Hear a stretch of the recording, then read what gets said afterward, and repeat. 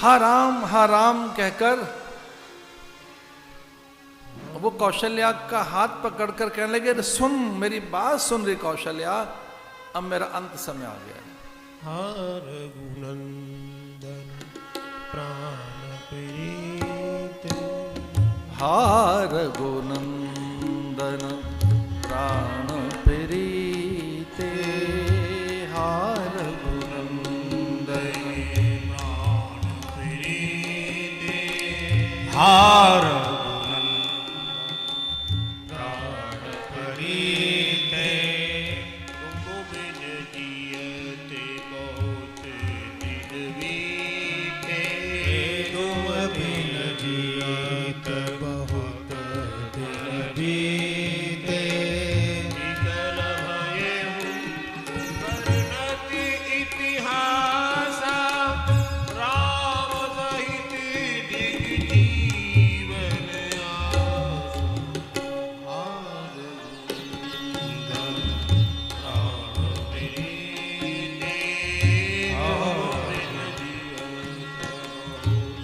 कौशल्या को कहने लगे,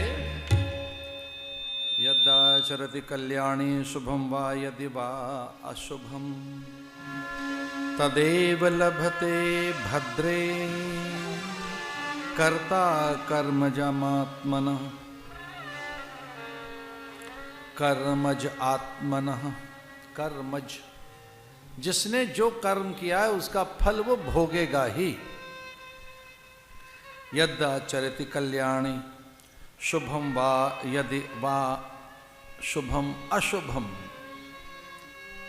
शुभ अशुभ कर्मों का फल तो मिलता ही है। और मुझे अब मेरे अशुभ कर्म का फल मिल रहा है, मैं देख रहा हूं मैंने किस प्रकार से मुनि कुमार के प्राण ले लिए।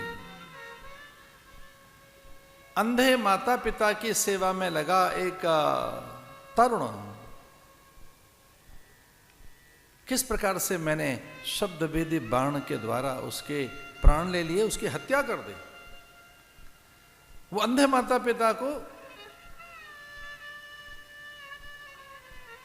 कदली छांव में बिठाकर, वो बहुत प्यासे थे, कलश लेकर दौड़ा था जल लेने के लिए। माता पिता त्रसित थे, व्याकुल थे। वो कह रहे थे कि अब बालक हमसे सहा नहीं जाता, अरे पुत्र जा, हमें जल पिला, जल्दी जल लेकर आ। वो दौड़ा हुआ गया था, मैं शब्द वेदी बाण का अभ्यास कर रहा था।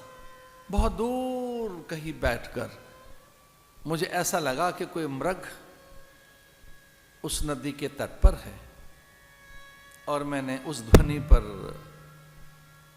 संधान किया। मृग को तो वो बाण लगा नहीं, वो उस मुनि कुमार की छाती में धस गया। चित्कार से पूरा वन, जैसा मानो वन ही चीख रहा हो, मैं दौड़ा, देखा तो मेरे हाथों से अकारण ही एक कुमार की हत्या हो गई। बाण में निकालना चाहता था, लहू और बहने लगा। मरते हुए उस मुनि कुमार ने कहा था, अरे हत्यारे, तैने न केवल मेरी हत्या की है, मेरे मृत्यु का समाचार सुनकर माता पिता भी मर जाएंगे। इससे पहले कि मैं ही तुझे श्राप दे दूं, जा मेरे माता पिता को जल पिला करा। गुरुदेव वशिष्ठ के हाथों में सारी व्यवस्था आ गई।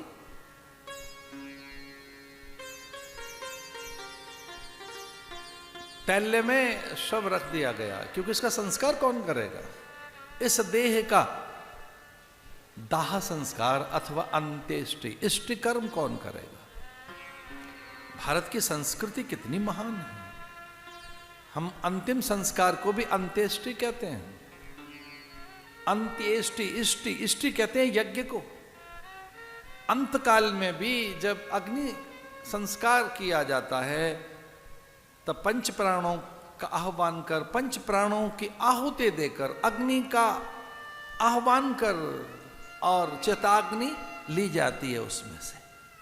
सीधे सीधे चिता को अग्नि नहीं दी जाती, पहले अलग से अग्नि का आह्वान किया जाता है। सुचिता, एक सुचि अग्नि लेकर और देह को सुलगाया जाता है, सीधे चिता को अग्नि नहीं दी जाती।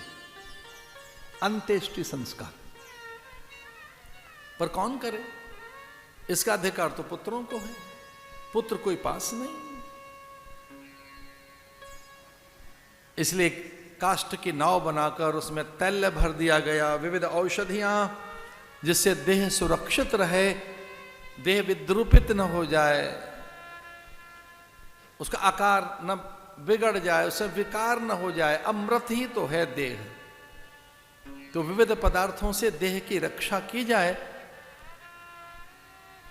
और गुरुदेव वशिष्ठ ने अत्यंत विश्वस्त दूत बुलाए, एक पत्र लिखा, कहा ये भरत को दे देना, जाओ दौड़ो वायु वेग से, यही सिद्धार्थ विजय जयंत शोक नंदन, श्रेयतामित कर्तव्यम सर्वानेव वेवम।